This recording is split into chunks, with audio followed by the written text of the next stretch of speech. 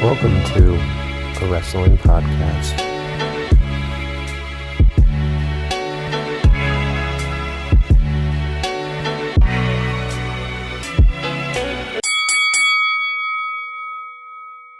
Hey there, and welcome to the second episode of a wrestling podcast. I'm Rob, and this episode was originally going to be the introduction of my friend Brandon to the rotation of people that are going to be in a segment for every episode. Whether or not it's going to be a top 10, a topic that's topical, or something that we've been wanting to discuss in a long form. I mentioned this on the first episode. Well, Brandon, he and I just started babbling. And it's probably one of the best rants that I've been on when it comes to professional wrestling for a while. So it turned out to be an hour-long episode. We went to a lot of different topics. We really didn't have any structure.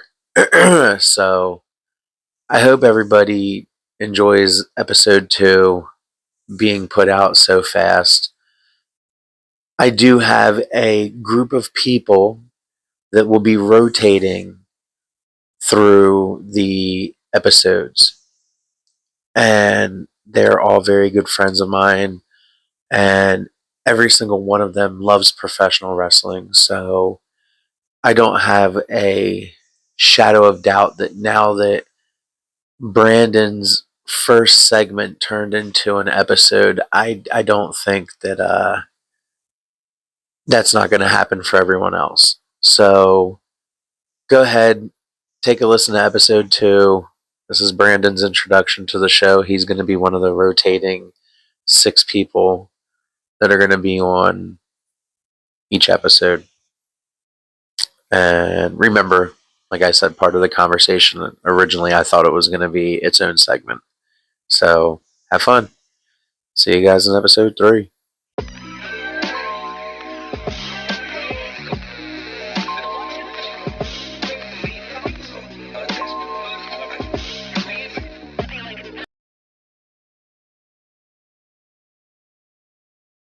And here we are with the first, I don't know what to call this segment. I really don't know, but this is the first friend that I have on, because I mentioned it in the last episode, and well, the first episode, that I was going to have people drop in and out for particular segments or whatever, every week.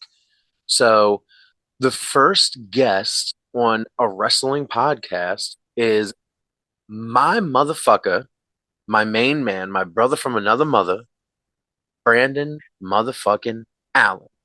What's up, And my you brother? can call me Brandon, you can call me Allen, but if you put them together, you got to say Brandon motherfucking Allen. Goddamn right. So you're going to be a reoccurring person here on a wrestling podcast. Um, I kind of borrowed this idea from another podcast I listened to where he has his friends on and they just kind of like talk some shit for about 10, 15 minutes, whatever. And then the rest of the podcast just kind of goes on.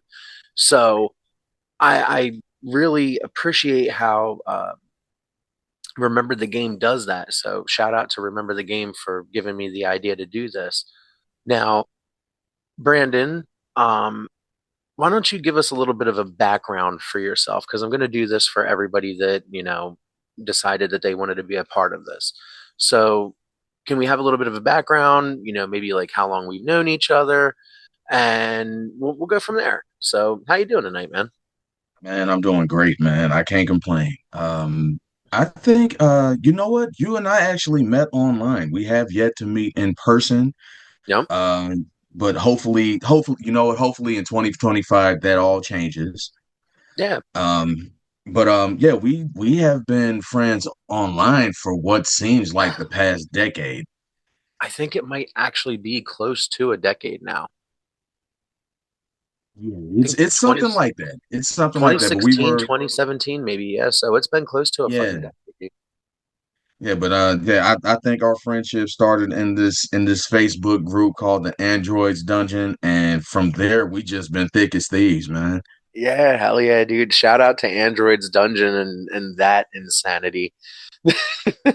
All of the insanity for real. But we're different people now. We are changed people, right? Yeah, we had a good time in there, man. Look, when I tell you I laughed about different shit every day, man, like I kind of miss it for real. Yeah, definitely. Especially, I mean, this show's uncensored, so if you want to cuss, you can cuss.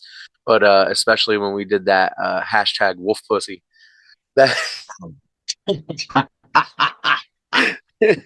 that shit was fucking hilarious. That is forever unchallenged.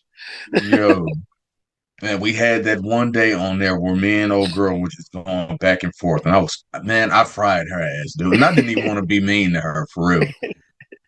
Nah, but hey, when they deserve it, they deserve it. And she asked for it, so I gave it to her. Facts. So, speaking of women that didn't ask for it, Mae Young got put through a table by Bubba Ray Dudley. But either way. So, speaking of that, what are some of like your favorite moments in wrestling? You know what? I guess I can start from where I actually got into wrestling, like seriously. So, Okay. like when I was a kid, like my sister and I, we would watch. Of course, you remember like Saturday morning wrestling and shit. Yep. Yep. We would watch that here and there, and like I took a little bit of I took a little bit of an interest in it. And when I met my friend TJ, I had to have been in maybe the fourth or fifth grade when I met him. But he actually introduced me. He really introduced me to wrestling, and the match that actually got me hooked was Shawn Michaels and Razor Ramon at SummerSlam. Hey, The that's ladder a match, great man. match. Yeah. Like Oh, that that's was a great match. And from there I was hooked. So that was when I actually started learning who wrestlers' name was, their finishers, all of that shit. And the first wrestler that I really like, the first wrestler that I really, really, really liked was actually Bret Hart. okay.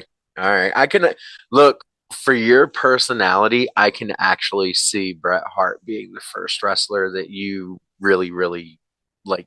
You know what I mean? Like that fits weirdly enough. Yeah, man, it was Bret Hart, and from there, like I would try to watch as often as I could. Um, I would watch every Monday, and then the Monday Night War started and everything. So I would flip the channels back and forth and all of that shit, trying to see what I could catch from each show. Um, What show did you gravitate towards the most? Was it Raw or Nitro? like I've always been a WWE guy. Yeah. Like from the very start, I've always been more of a WWE guy. Um, I think that even as a kid back then, bro, like I saw the difference in, I want to say probably the work rate.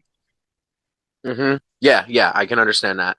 You saw the difference in the work rate between the two companies because you had really good guys over in WCW, Yeah. but you had guys over in WWF at the time that were just, I felt like they blew those guys out of the water.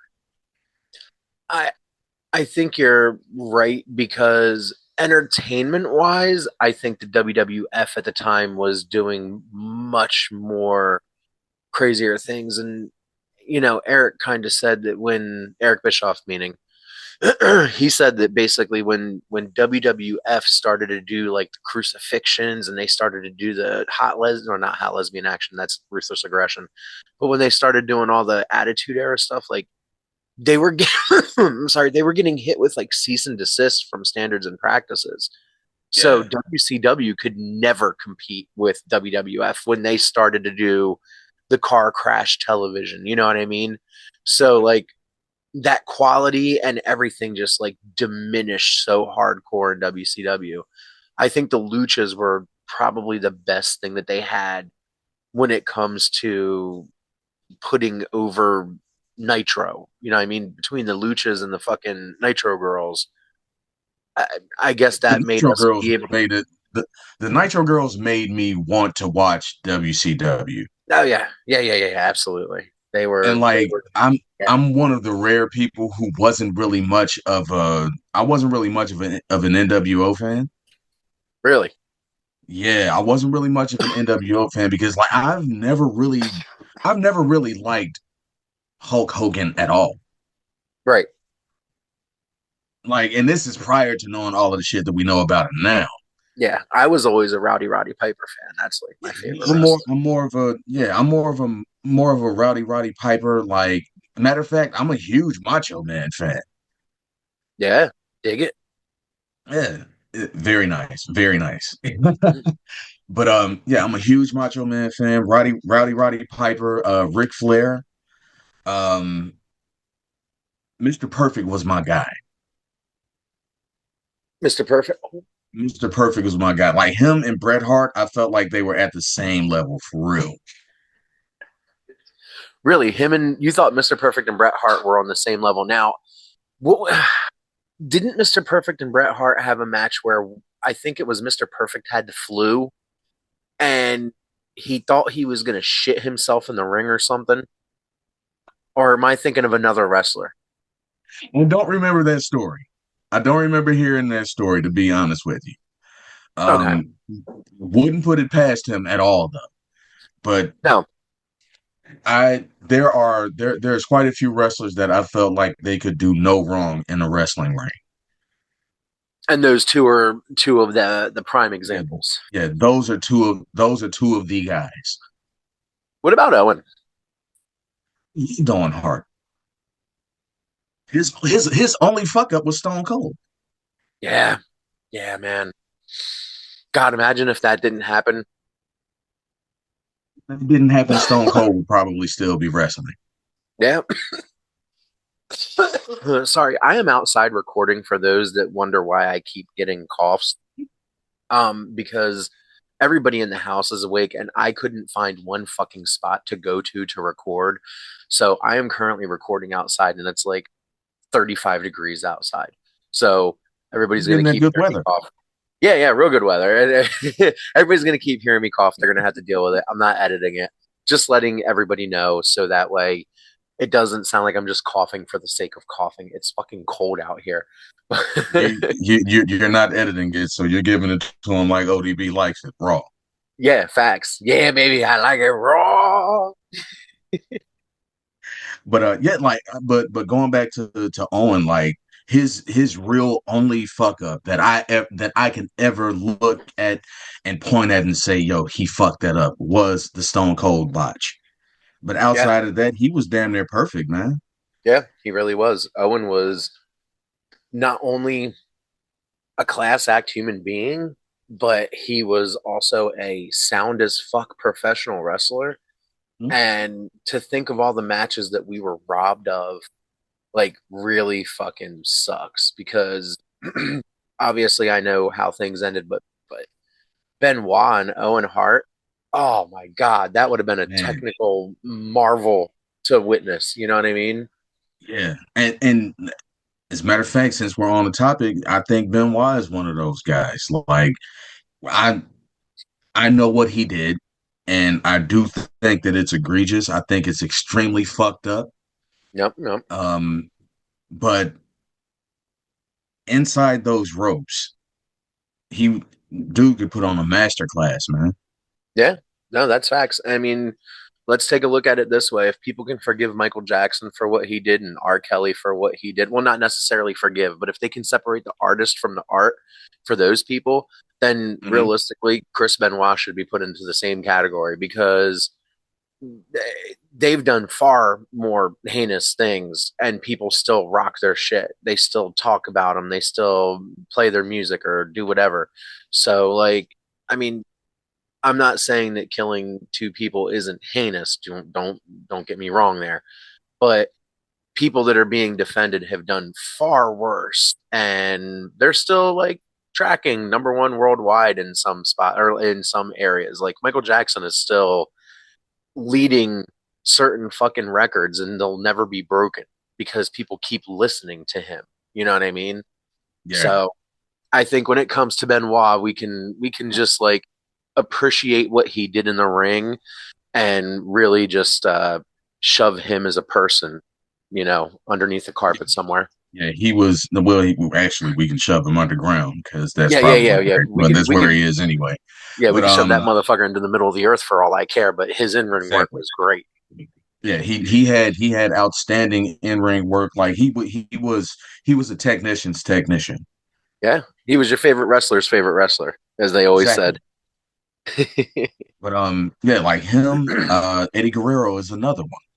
Yeah, who had a Um, lot of very bad personal demons, like documented personal demons, but in that ring, he was a motherfucker, man. Like, yeah, he was a guy imagine you Eddie wanted to Guerrero go out and versus. wrestle with.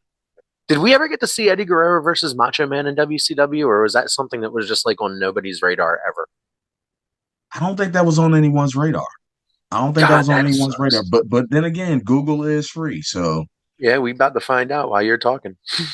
um, yeah. And hell, Macho Man was another one. Ricky Steamboat is another one. Shawn Michaels, who is in my top five, he's another one. And a lot of these people, they were troubled. hmm But Triple H, shit. I mean, he's had a few bad matches, but I don't think that I don't know if there's anyone who's wrestling right now that has a mind for the business like he does. No. Oh no. Triple H's mind for the business is a Harley race type mind. It was crafted from fucking granite. And it appears that Randy Savage and Eddie Guerrero never faced each other. Wow. That's a match that I think the world would have loved to see. Damn, that could have actually happened, man. Like we could have gotten Eddie Guerrero versus Macho Man because they were both in WCW. But also, that shows you how shitty their booking is. Yeah, because if Tony Khan had WCW when WCW was in its prime, do you think he could have done like what Eric Bischoff did? You know what? Tony Khan, he is, and we've talked about this before. Tony Khan is a mark.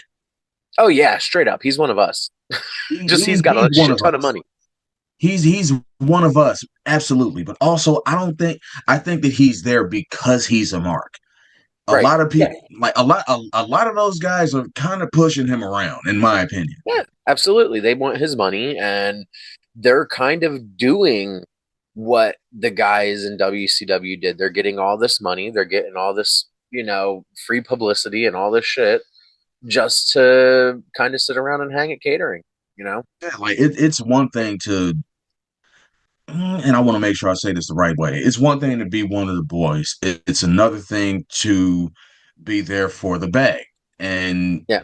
and even being there for the bag is like that can go one of two ways, Yeah. because you have, as a matter of fact, perfect example. Brock Lesnar. He's a guy who is there for the bag, but he Yep. knows that he's the draw. Yeah. And that's why he's only ever won world heavyweight championships or universal championships. If you look at Brock Lesnar's WWE career or WWF, depending on how far back you go, that man has never won like an intercontinental championship or a United States championship. And nobody Tag ever team, brings that nothing up. like that. Yeah, nobody ever brings it up. Nobody ever brings it up. You know why? Because he's that draw. It's Brock fucking Lesnar, Right. like, He's that guy. You know what you're getting when you know what you're getting when you see Brock Lesnar. yeah, absolutely. Suplex City, bitch. That's what you're getting. Every time. Now, speaking of Brock Lesnar, okay, there's been a lot of discussion about Brock Lesnar on WWE television, right? This hmm bloodline story that's going on. Now we've got CM Punk mixed up in it. Well, he was mixed up in it when Paul Heyman said, "Take me with you," all those months ago. That was CM Punk's introduction to things with the bloodline or Right. bloodline adjacent because the new bloodline. Now, what happens if Cena comes back and gets involved in it, or as we were just saying, he gets involved in it? Like, where do you think we can go with this, the bloodline story, as it were? Mhm. Okay, so let's take this back to this past WrestleMania, right? Hmm.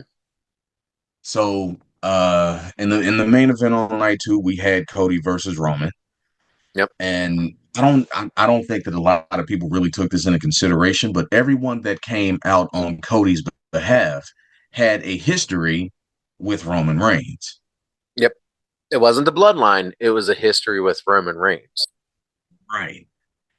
Now, in that vein, with this final year of John Cena, I'm not sure if the bloodline will play into it more than Roman Reigns will. Okay. So I think that may kind of be a one-off thing where um I think it may be a bit of a one-off thing where when John Cena finally does come back and he makes his final year run, it may be a thing where he kind of calls back to big dog Roman Reigns. Starts trying to fuck with him. Yeah. Hmm. So that big dog the big dog that he dragged in their promo together. Yep. Like Suffer he can succotash. yeah, like if he can make a call back to that Roman Reigns, I think that storyline may work. Okay. But Tribal Chief Roman Reigns, not so much. Yeah. No, I agree with that. Um, so what do you think? Where do you think Lesnar would stand with all of this? So because like with the rumors of him and the talks about him and all that, there's been this little inkling that we could get like a super group together of Heyman guys with Lesnar, Roman, and Punk. Do you think something like that How could ever hard that shit would feasibly? be, Yeah, do you think anything like that could feasibly ever happen? bro. I don't think there's enough time on this podcast or next year for us to really, really dig into that. That would be earth shattering in the world of professional Yes, wrestling. like wow, like bro, you know how fucking crazy this shit would be? Yeah, yeah. It's- Like, uh, But I don't. That's not something that I would want to get watered down either. Like they uh, got to show up like shit, maybe bi-monthly.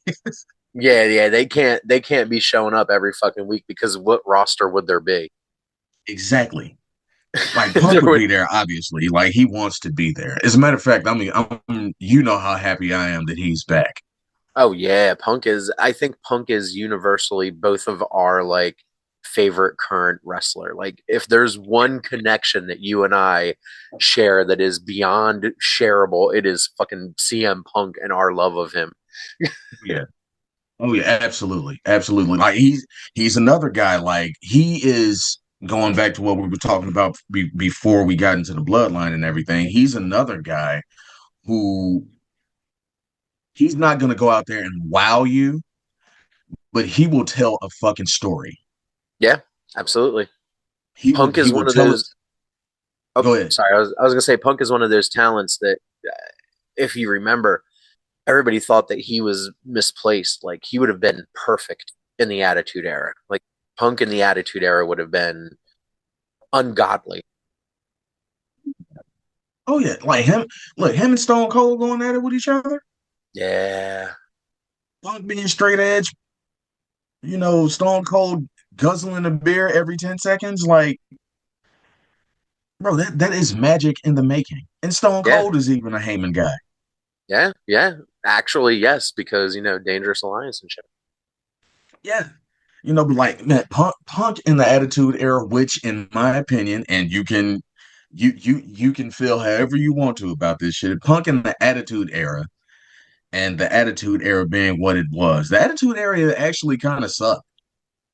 Oh yeah, the Attitude. I look. I think the one thing that you've always heard me say that it was a 5-year flash in the pan. It made a shit ton of money, sure, but the like The wrestling that came out of that era really sucked for WWE, but the It was entertainment, ass. yeah, the entertainment was wildly good. Yeah, I mean, I can honestly say we got quite a few really good matches out of the Attitude Era, Yeah. but In the main I event, think say again. I said for the main eventers, yeah, we got a lot of good matches for the main eventers, but when it came to a lot of the mid card stuff, to me, a lot of that shit was just all fugazi. They all just like, oh, it was a no, there was interference, it was a count out, it was this, it was that. They never like really cared about the mid card.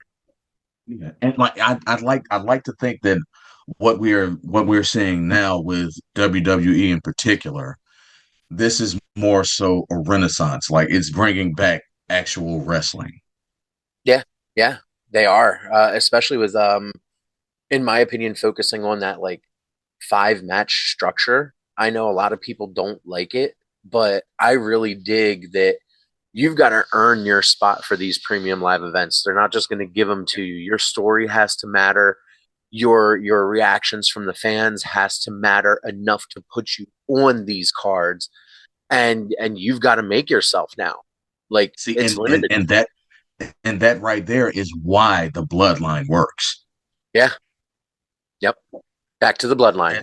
That that is exactly why the bloodline works. Yep. Like we don't even have to go back to what Roman Reigns was before it all started. Just look at him from SummerSlam. I think was it 2020? Yeah.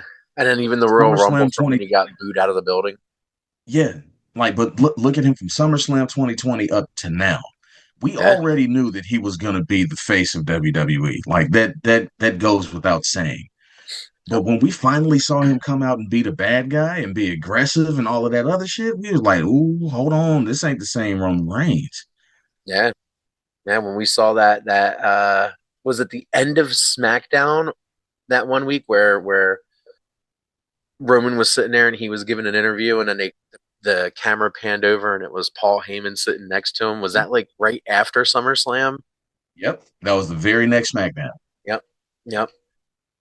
Because he won the Universal Championship at SmackDown, right? Or not SmackDown at No, SummerSlam. no, he won. No, he came back at SummerSlam, and Yeah. he won the title at the following PLE. Yeah. Because he took it.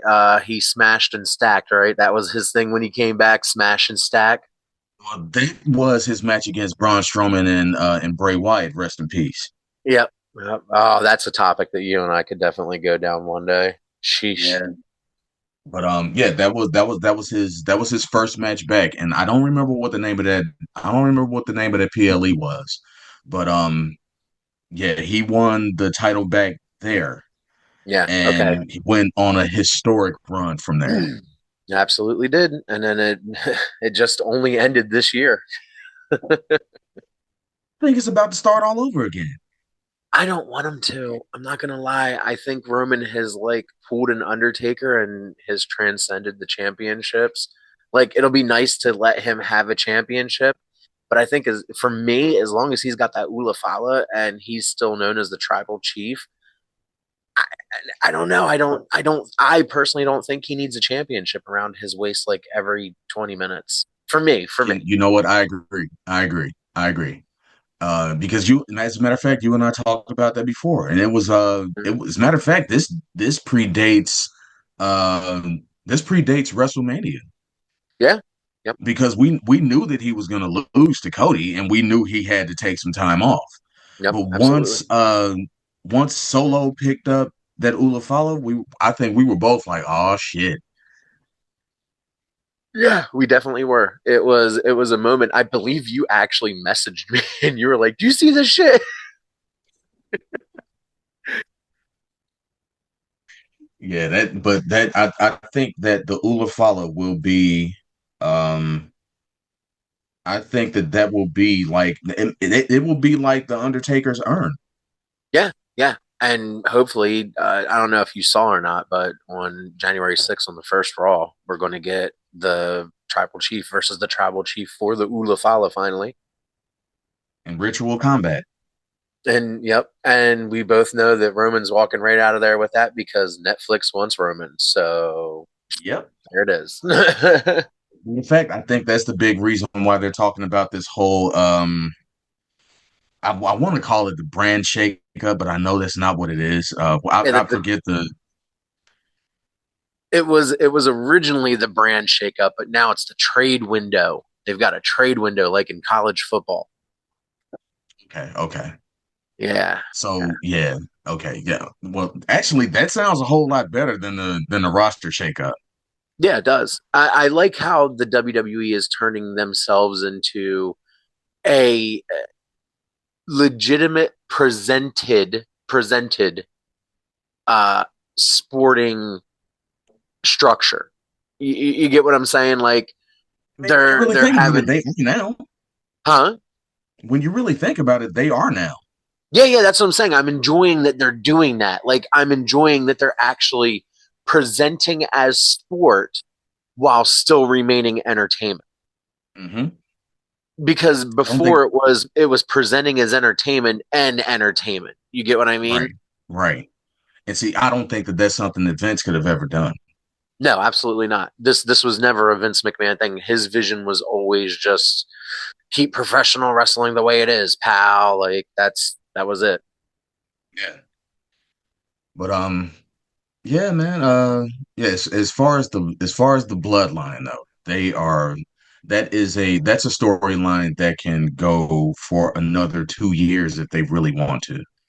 In all honesty, with all these Samoans that are out there coming into wrestling or that are wrestling, they could, if they really wanted to make this bloodline story go a crazy distance, all they got to do is start working with all these other promotions like Major League Wrestling or this or that, Mhm. where all these other Samoans are, and then just branching out the fucking bloodline. It would be insane if they did that. Like let the WWE drip into these little indie promotions with the, I mean, they kind of are with the ID program, but if they would actually allow, what the hell was his name? The one that was in the Legacy,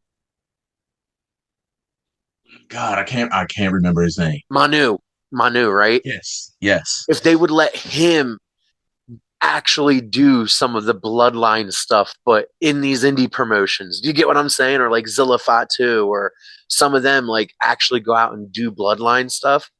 I think that would be very interesting for the world of professional wrestling. And it could also extend storylines into different fucking areas. And it's so crazy.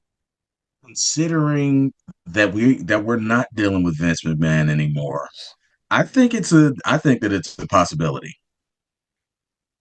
Yeah, I do too, especially considering we're seeing like WWE superstars and like Bloodsport and Bradshaw's showing up in GCW and shit. Like there's a lot of different things that are happening right now. Like I think that Triple H and his band of folks like they have a pretty good finger on the pulse of professional wrestling. Yeah, Because yeah. I'm certain that they watch. I'm certain that they watch AEW. Oh yeah, they have to. I mean, there's certain things that they talk about in Raw or SmackDown that is literally stuff that happened in AEW, Yeah, right? so yeah, absolutely. But as long as they keep a finger on the pulse of what's going in across the sport, Yeah. shit, I don't see why everybody couldn't come up for real. Yeah, no. I would love to see in the next couple years AEW and WWE kind of put their shit behind them and give us a fucking pay-per-view for the number 1 and number 2 company in the entire world of wrestling to put on those showcase matches and shit like that and just kind of like show that hey, professional wrestling is a place where people can actually just work. You know what I mean? Yeah, yeah. Really, in all actuality, the best place to do it is a Survivor Series. Yeah, 100%. Ooh, ooh. Okay, real quick before because I think we've been going for about 15, 20 minutes now. Not 100% positive. But okay, if you could do war games, all right, WWE on one side, AEW on one side, who's your five for both? Ooh, great. So I think that WWE is a whole lot easier for me to put together because I watch them way more than I do AEW. Yeah, yeah. For that team, I'm going Roman. Mm-hmm. Give me Seth, Okay. Cody. Okay. Oh shit. Oh, okay, maybe this is a little bit harder than I thought it would be. Mm. Roman, Seth, Cody. Ooh. Mm. Mm, mm, mm. We need Because somebody big. We need somebody big. I'm gonna throw Braun Strowman in there just because. okay. Well, remember, Brock Lesnar is still under contract with WWE. Brock Lesnar. So could you put Brock Lesnar in a fucking Hell in a Cell? Ooh. Um, Brock Lesnar is someone I would hate to see across the ring from me in any match. But Hell in a Cell specifically, Or like not I Hell in a Cell? can't I'm sorry, War run. Games. I'm sorry. Yeah, I would. Oh yeah, run in Hell in a Cell. But I'm saying in War Games, Brock Lesnar in War Games. You can't run in war games either. You get out the ring, you lose. Because I So yeah, think Brock instead of Braun. yeah, Brock instead of Braun. Um, I'm putting Punk in there just because I know how much he hates AEW. So there's your five, right? Yeah, that's my five. AEW. Unironically, those are my five for WWE, by the way, as well. Okay, okay. AEW. I'm gonna put Moxley. Okay. Shit. Moxley. I got to put Darby on my team for that. I'm gonna go with Kenny Omega because he's technically still there, even though he's still hurt. Well, he's in New Japan right now. No shit. Yeah, he's doing a shit ton of stuff with New Japan. He's getting ready to wrestle on one of the shows. Oh, okay, okay. All right. Yeah. So, all right. Moxley. Uh huh. I'm gonna take Moxley out. Not Moxley. I'm gonna take Omega out. Okay. So we got Moxley. We got Ricky Starks. Ooh, that's a bold choice. I like how he wrestles, man. There's a chance that he Um, can end up in WWE very soon, dude. right. Yeah. Did you? Do Especially with you? Cody being over there. Uh huh. Do you listen to Chris Van Vliet's Insight show at all? Every once in a while, I saw the one where he was talking to Starks. I didn't Ooh. finish that interview though. Ooh, go back and listen to that. Yeah, that's a good one, man. Because Ricky's fed up, dude. So Moxley, Starks, um, you know what? Give me Darby Allin. Okay. Uh, mm. Okay, I'm putting Keith Lee in there. Keith Lee. Um, Keith Lee, Swerve Strickland. Gotta have Swerve in there, man. Who's my fifth? For my fifth, uh, for shits and giggles, I'm putting Jericho in there. I like that. I like that. I like your five. Okay, so we're the same when it comes to WWE, but my five are going to be categorically different than yours, which is Okay. to be expected. I'm putting Lance Archer in that bitch, okay, because the Murder Hawk and Brock Lesnar are across the rim from each other. Glorious. Um, I'm gonna put Swerve in. I'm gonna put Omega in, Hangman, and Allen. Those are going to be the five that I put in, I think. Dig that. Hangman rubbed me the wrong way. Hangman rubs me the wrong way too, but that son of a bitch in the fucking War Games environment, Yeah, that's magic. yeah, because especially if you got him and Swerve on the same team together against fucking Punk and uh, Roman, like, or Punk and Lesnar, like, oh my god, the insanity that can happen in a War Games environment with like AEW versus WWE would be Oh, ridiculous. yeah. You know what? I'm taking Starks out. Okay. I'm taking Starks out and I'm putting Bobby Lashley in that bitch. Ooh, that's a good choice because that'd be another WWE dude. You know, Mhm. your team is almost WWE guys.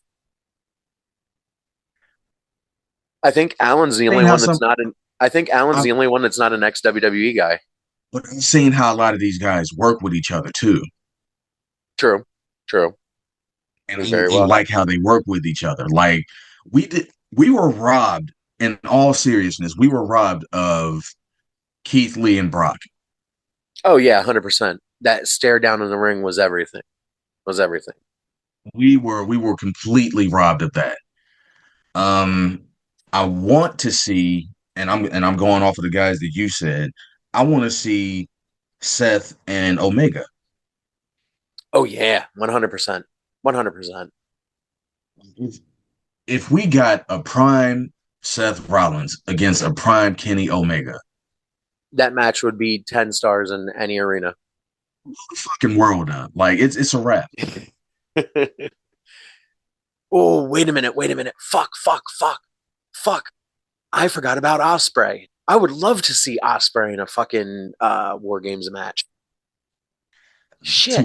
That's who I really want to see against Rollins. Oh yeah, Osprey and Rollins, dude. Jesus. Mm. I would give my left nut to see that.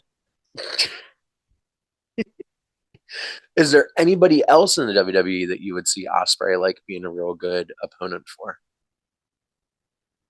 Um,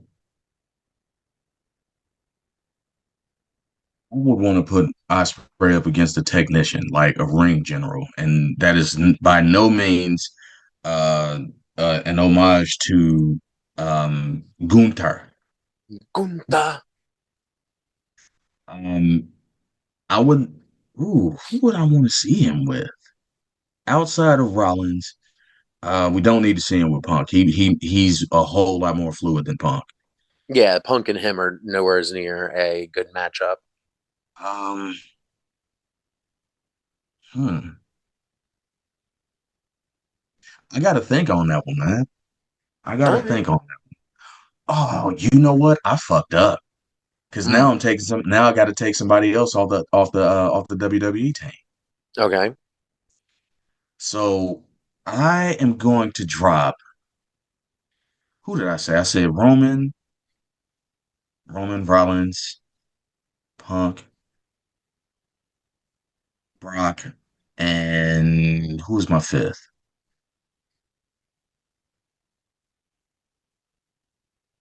I don't remember, and we both picked the same people. Whoever that fifth one was, I'm dropping them and putting in Drew McIntyre.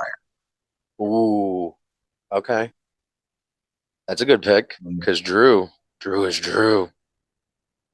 You know Mm. what? I wouldn't mind seeing Osprey against Sheamus Ooh, Osprey Sheamus would be good. That would be banger, after Banger. banger after banger. That's exactly what that be. I honestly, Osprey and Drew would probably fucking put on a hell of a show too. Yeah. Hmm. So let me ask you something. Okay, Um,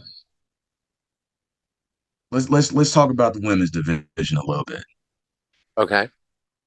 Now that we actually have three different championships on each brand that can be won, how do you feel about them finally adding in a secondary singles championship?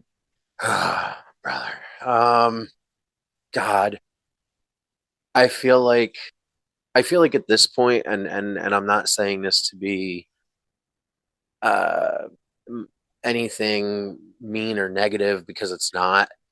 I, I think the women need their own show at this point. Like I can see how me saying that could come off as negative, but I really think they need their own show. Like At this point, I think they've earned that. they have. That's what I'm trying to convey. Like, yeah, I'm not trying to say it in a negative way. Like they need their own show. Like there's so much female talent in the WWE that they need their own show, like a Wednesday or something, or Thursday, like all women's wrestling.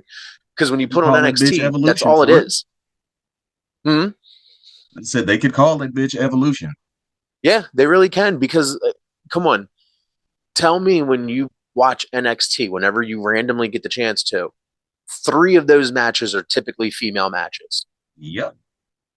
When you watch WWE Raw, two or three of those matches in this 2 hour time period are typically women matches. Correct. They've been closing Raw a lot lately. They need They've been their own closing show. PLEs. They've been closing. Yeah, they need their own fucking show. They can have matches at the PLEs, obviously, but they need their own show. When they're getting a United States Championship, Intercontinental Championship, a Women's Championship, Tag Team Championships, and also a World or Universal. That is literally an entire brand. It is. It is. And I think the reason why they're not doing that is because of I think they're not doing that because they want inclusion. And I Well, understand yeah, that. yeah, yeah, of course. I absolutely get that because let's go back 15 years ago. Oof, bra and panty matches and shit. You know what I'm saying? Like Yeah, times that were rough back then. and this is the reason why I feel like, and I'm pretty sure there's a lot of other wrestling fans that feel the same way that I do. Vince McMahon was way past his time. Oh yeah, 100%, dude. He was way past his time. He doesn't he didn't have the foresight that a lot of other people had. Nope. You want to know what let me know that he was past his time? And What? this is probably going to be a moment that I will remember forever. When he took NXT from Triple H. Yeah. When he took NXT from Triple H because he didn't understand it and he didn't want it to go on anymore, that is right when I knew that Vince McMahon was completely out of fucking touch. Totally out of touch. Like he everyone knows that he is a genius for putting WWE in the position that it's been in for the past 20 years. But bro, like, oh my God. To not like NXT basically has its own fan base.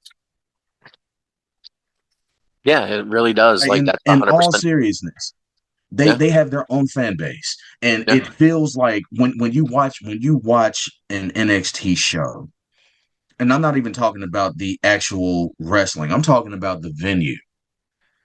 yeah, This feels it has a little bit of a nostalgic feel to me yeah. because it's a smaller space. It's a little bit more of an intimate space because you can only fit so many people inside the performance center. Yeah, that's very true. And a lot of people don't even So talk it, about that transition. Sorry, but remember no, you're when fine. NXT was in Full Sail? Like nobody really talks about the Yep. transition that NXT made from going from Full Sail to the just Performance Center. Yep. Like and really and this is my opinion. I think that NXT is really AEW's competition. Oh yeah, 100%. I've thought that ever since AEW started Dynamite on Wednesdays. You know that they're 100% AEW or NXT's competition. I've never Yeah. viewed AEW on the same level as I view Raw or SmackDown ever. And I think that NXT could be stood up on its feet and be a brand or a company in itself. Yeah, I agree.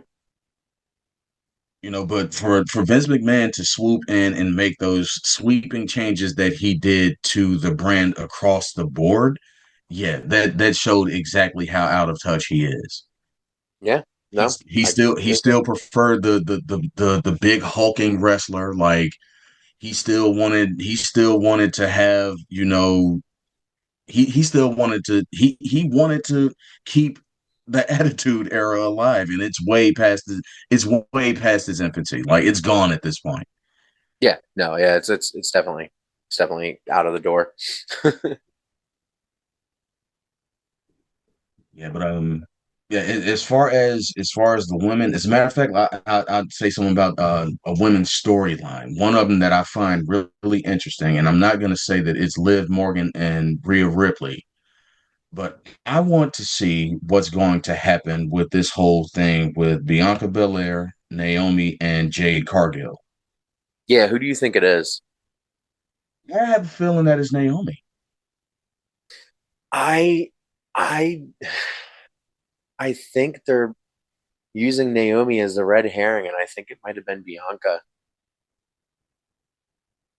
I The only do thing that's because, kind of the only thing that's pulling me away from that is that at the time that she was attacked, Bianca was in the ring. well, to be fair, Bianca could have attacked her beforehand. Remember, they said they found her like that. They Ah, Jade was discovered that way. So, as we know with true crime, you can do a crime real quick and then go do something else real fast and say, "No, no, no, I was there. I was in the ring." No, that's only because they found her while she was in the ring. some that's some that takes me back to Triple H and Shawn Michaels. Yeah, literally, yes. Yeah. But yeah, I think that damn, now that you mention that, bro, it can really go either way.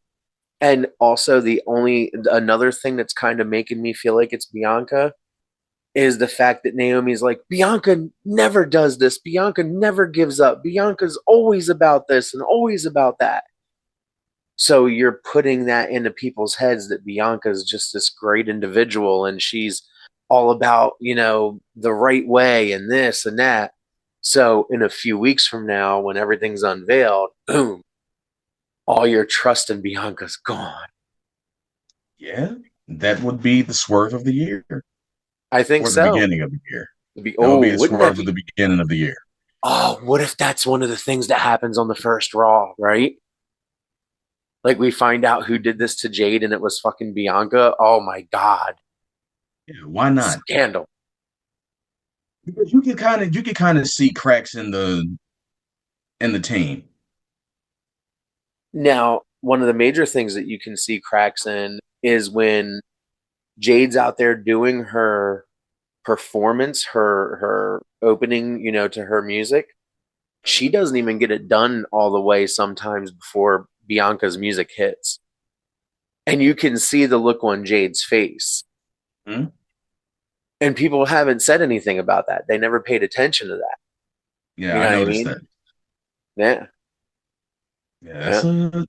see now I feel like we're fucking super sleuths looking at all of this shit. But you know what? That's how this new wrestling is, right? Yeah, Everything it matters. actually makes you think. As Sam Roberts says, everything matters. Watch the product, Yep, you know? yep. You even got to watch the shit in the background, like when they're Yeah. doing those interviews in the backstage area, and you see somebody talking to a certain somebody. Like Yep. it happens Like, all the time now. yeah, like last SmackDown, we saw Dom talking to fucking Aldis in the background, talking about the Mhm. talent window and shit. That's going on. Yeah. Yeah, that's another storyline that's interesting because I can't wait to see what happens with the Judgment Day. Oh, I think for me, I think I can see that Balor's on his way out because, Yeah. listen to Finn and you'll win. And yeah, they were saying that there's no leaders, but Finn keeps saying, he's the one that's right and he's the one that's this. And Mhm. Liv keeps like tapping on Dom and like watch him and go check this out and go do that. I think tomorrow Finn's gonna get excommunicated from Judgment Day. I want to see how they do it though. Yeah. I You got think to see how they do it you think they're gonna because just like that surround him and jump him in the ring? uh no, I don't think they'll surround him and jump him. Um, because you know what? I don't think that it starts tomorrow either. I No? don't think that it starts tomorrow, and the reason why I say that is because he still got everything going on with Damian Priest. And I mean, obviously, there's history there. There's history with Priest and the Judgment Day in total. But Oh I think man. that I think the person who's probably gonna start to look at him weird might be JD McDonough. Dude, I was just thinking that because as you were talking, I remembered that tomorrow, as we record, because it's Sunday, War Raiders are going against Finn and JD. Mhm. So And War Raiders are gonna win. War Raiders are going to win, yeah, because I think Damien's going to interfere, cost them the tag team champions, the championships, and JD's going to look at Finn sideways and be like, "Yeah, listen to Finn and we win. Da da da. This Mhm. is two matches now back to back that you've lost." You know? Yeah, so I can see that happening, and maybe at the turn of the year, maybe Finn drops Judgment Day. Ooh, because he's feeling like they're going to turn on him, so Mhm. he gets the drop on them and fucking dips. It's not paranoia. Right, right, right. No, it well in his case it'll definitely be paranoia because I mean I think that his character is so focused on Damian Priest and also trying to win the world title that he's gonna have to drop weight anyway. Yeah, yeah, that's very true. I think that a heel solo Finn Balor is much better than a heel Finn Balor in a group. Yeah, and especially with that presentation that Finn had on Saturday, which we talked about earlier. That Yeah. presentation, he felt bigger than, you know? Hmm. Yeah. So I think they're trying to build him back up to be a main focus because when all this trade window shit happens, they're going to need more stars to fill in those roles and less groups. Yeah. Yeah. Um, I got a question for you. Okay. When is Tiffany Stratton gonna cash in? And who does she cash in on? I think she's going to cash in on Naya. I think it's just a long, what do they call it? The long game. Yeah. I think that she's eventually going to cash in on Naya. Because if she was going to cash in on Liv, she would have done it twice by now. Literally would have done it twice. There was two huge opportunities for her to do it. I think Tiffany's going to probably cash in. I don't want to put everything on the first Raw on Netflix, so Tiffany might cash in at the Rumble. You know, I can see I that. could see her, huh? I said I can see that. I can see the women's Rumble being like the first match and Tiffany losing and nobody kind of bringing up that she's got the Money in the Bank briefcase that night. Like, aha, you got eliminated, aha, ha. And then later on, when the women's match happens, I could see Tiffy running in at the end and scooping it from Naya. You know what I'm saying? Mm. This is one of the things that I love about being a wrestling fan, because like especially nowadays, because again, like it makes like you said, Sam Roberts says you have to watch the product. You have to pay Yeah, attention to what's going on. yeah. Because And like there will be little shit that lets you know what's going on. I think that and as long as I've been watching wrestling, one of the things that I came to appreciate was storyline. Long term, get your words together, Brandon. put your words together. Storytelling. Yeah. But yeah, like it's when you play the long game and it pays off, everybody wins. Oh, yeah. Facts. Facts on facts. Everybody wins. And it never fails. And it's not too often that we've had long-term storylines that didn't really pay off. Right. Except Um, for GTV. yeah. But on that note, sir, I think instead of making this like a segment in episode two, I'm just gonna make this episode two. Gonna edit it together real quick and pop it up on the feed because we've been talking for like an hour. Yeah, we've been going for a minute, man. We've been We going have for a been. minute. So yeah, I think I'm just gonna turn this into episode two and just like pop it up on the feed. Cool, cool. You know what? Before we get out of here, I got one more thing I got to ask you about. All right, This what we whole got? Cody Rhodes, KO, and Randy Orton thing. How do you think that plays out? I think it plays out with Cody losing the championship before WrestleMania, Hmm. and I, and I don't think The Rock's going to get involved with Cody just yet. I think people are jumping the gun with Cody and The Rock, but I can see KO winning this championship. Like he could probably win the fucking championship this next episode of SmackDown.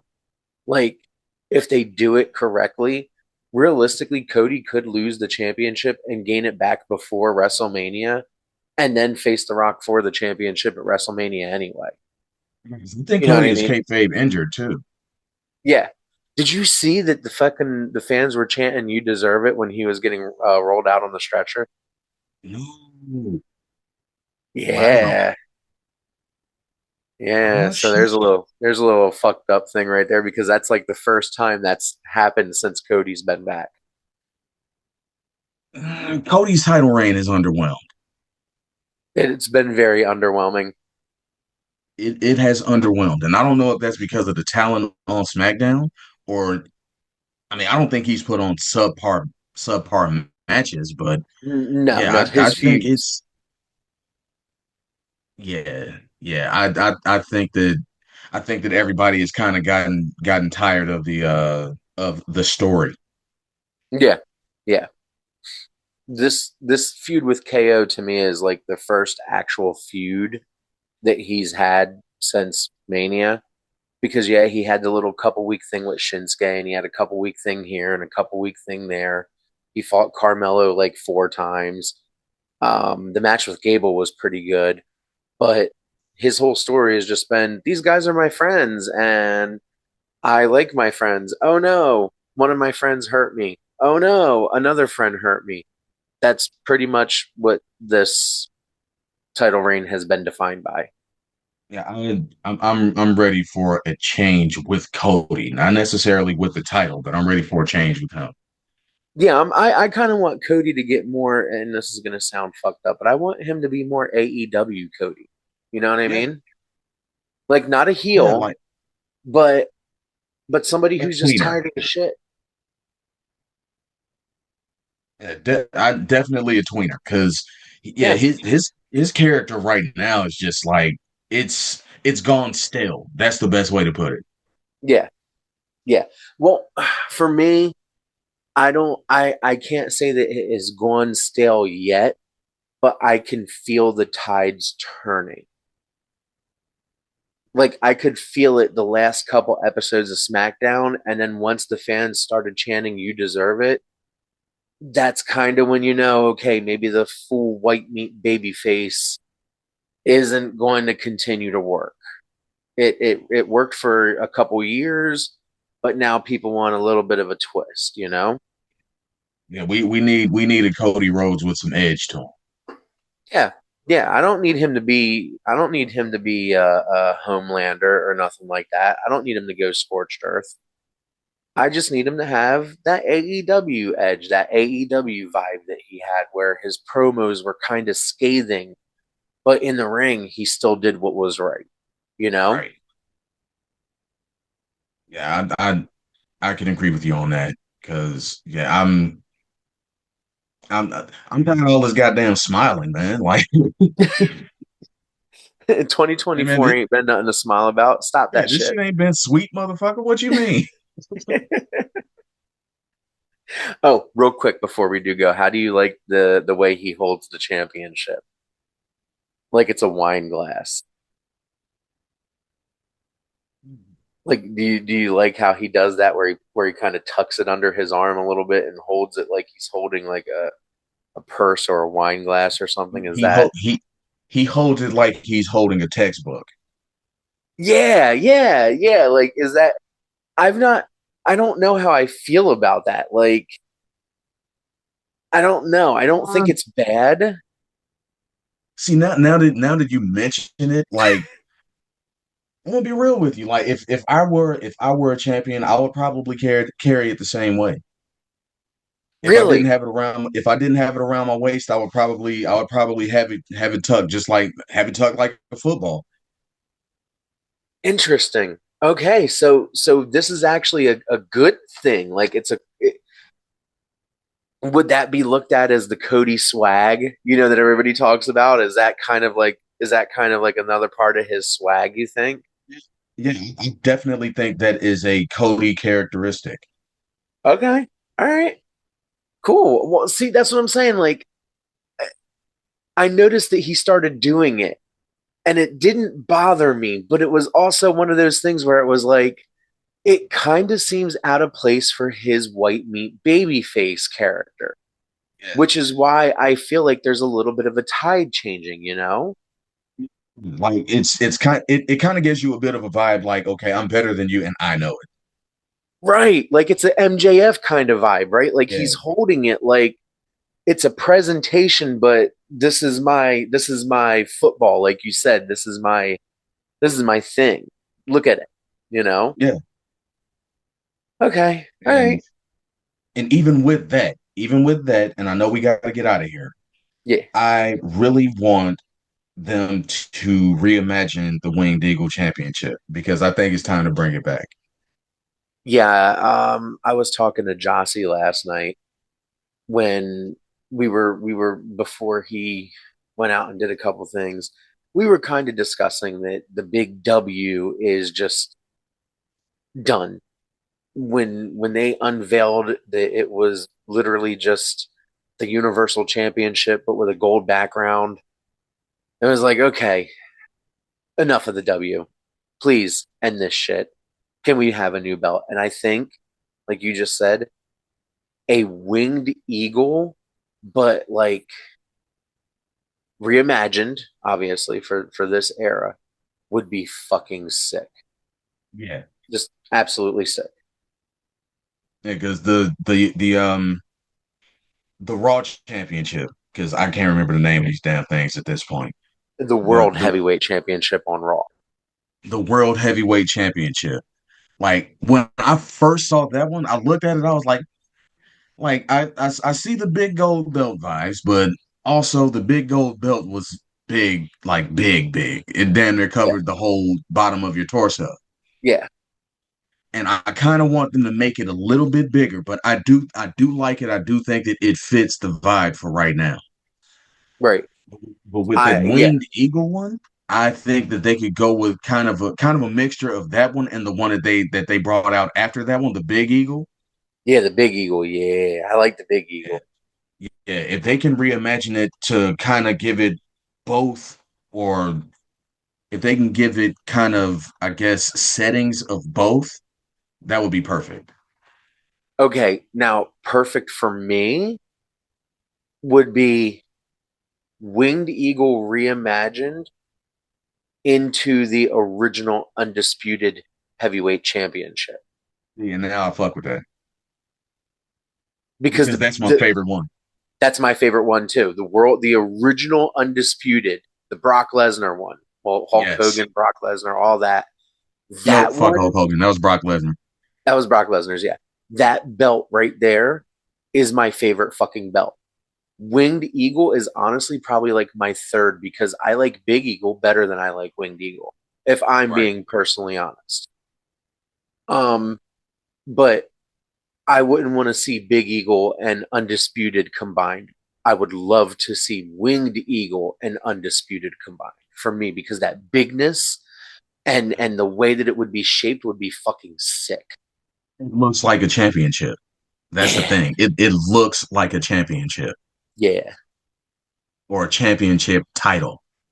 yeah. That bitch would be fucking beautiful. I would buy that.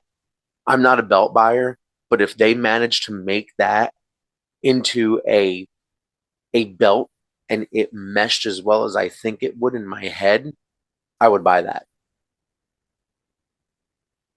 You know, we I think that we have both heard Cody say that he's not in love with the big W. No, he's not. So we'll see. We'll see. Yeah, we will. We definitely will. And I think that's a good place to end it, sir. I was thinking the same thing. All right. I, So, I literally had those words on the tip of my tongue. yeah, man, we have had one hell of a fucking conversation, and this is definitely one hell of an introduction for you, into the show. So, I really appreciate your time tonight, dude. It's been a Um, pleasure, man. it has been because I think this is really like our first long form conversation too. Yeah. Yeah. So, if we could talk for an hour the first time, shit.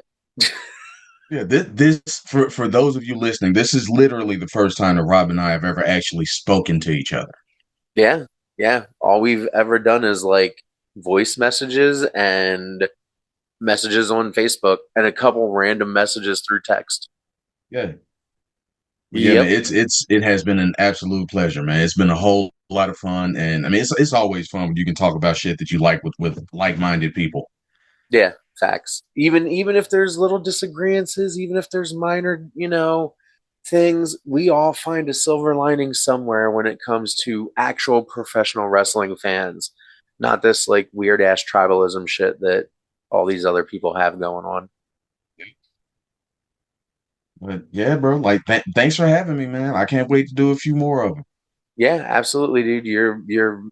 You've definitely already made an impact. So, like I said earlier, as soon as we're done and as soon as this is done rendering and everything, I'm just gonna pop this in as episode 2, and then when everybody else is ready to record, I might just end up doing something similar. So that way, everybody in the future knows who y'all are, and when y'all are on, they know what to expect. You know what I mean? Yeah, man. All right, my So, boy. So I will catch you on the next go around. yes, sir. All right, my motherfucker. You have a good night's sleep, sir. You too, bro. All right, later, bro. All right. Hey, this is the part of the show where it's the end. And I gotta tell you to like, follow, subscribe, do all that great shit. A wrestling podcast. Look it up everywhere. Rob, I'm out.